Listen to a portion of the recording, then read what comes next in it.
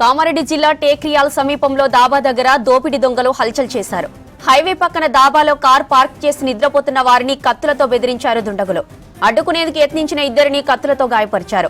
Laptop సహా డబ్బు దోచుకుని పారిపోయారు. ఆదిలాబాద్ కు చెందిన వీర రాఘవయ్య తన కొడుకుతో కలిసి కారులో హైదరాబాద్ నుంచి సొంతూరుకు వెళ్తున్నారు.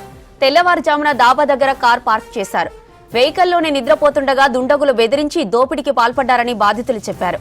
ఘటనపై సమాచారం అందుకున్న దేవునిపల్లి పోలీసులు సీసీ కెమెరాలతో దుండగులను గుర్తించేందుకు యత్నిస్తున్నారు. దోపిడీపై ఆరా తీసిన కామారెడ్డి ఎస్పీ రాజేష్ చంద్ర ప్రత్యేక బృందాలతో గాలిస్తున్నట్లు చెప్పారు. కామారెడ్డి జిల్లా టేక్రియాల్ సమీపంలో దాబా దగ్గర దోపిడీ దొంగలు హల్చల్ చేశారు. హైవే పక్కన దాబాలో కార్ పార్క్ చేసి నిద్రపోతున్న వారిని కత్తులతో బెదిరించారు దుండగులు. అడ్డుకునేందుకు యత్నించిన ఇద్దరిని కత్తులతో గాయపరిచారు. ల్యాప్టాప్ సహా డబ్బు దోచుకుని పారిపోయారు.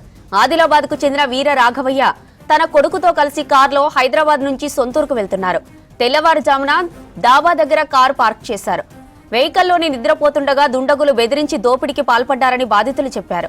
ఘటనపై సమాచారం అందుకున్న దేవునిపల్లి పోలీసులు సీసీ కెమెరాలతో దుండగులను గుర్తించేందుకు యత్నిస్తున్నారు.